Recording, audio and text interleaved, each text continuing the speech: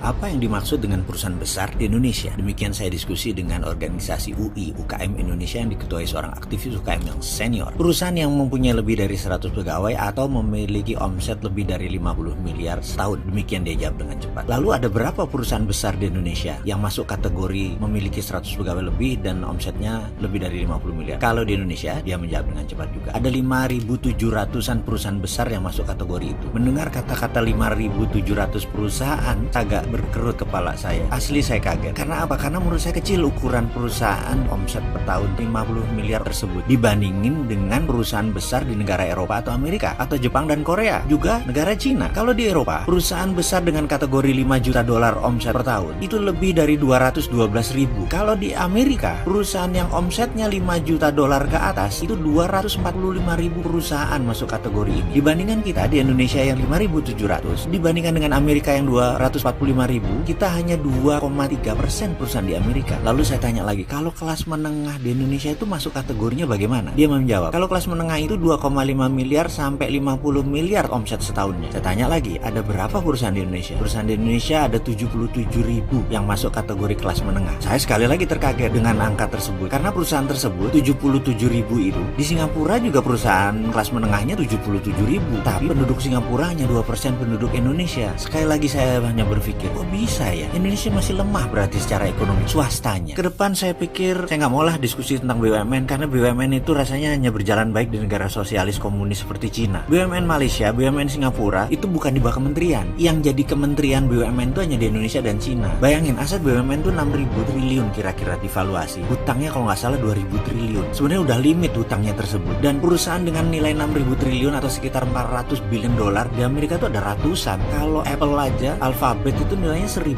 billion. Jauh 3 kali di atas BUMN Indonesia. Dan pemimpinnya hanya CEO biasa, bukan menteri. Kalau menteri itu kemana-mana pakai fasilitas negara, buka pintunya ada yang layani, bener-bener birokrat. Sementara di sana CEO biasa aja tuh, tidak harus kementerian. Lalu ke depan bagaimana Indonesia sebaiknya membangun? Ini adalah tantangan. Negara yang lincah membangun dan cepat tumbuhnya, biasanya pendorong terbesarnya adalah swasta. Di mana yang dibangun sektor swasta adalah selalu infrastruktur dinamis. Apa itu infrastruktur dinamis? Infrastruktur dinamis adalah industri manufaktur, produsen, dan dunia kreatif penciptaan. Jadi ada baiknya Indonesia sekarang membangun infrastruktur dinamis berbasis swasta.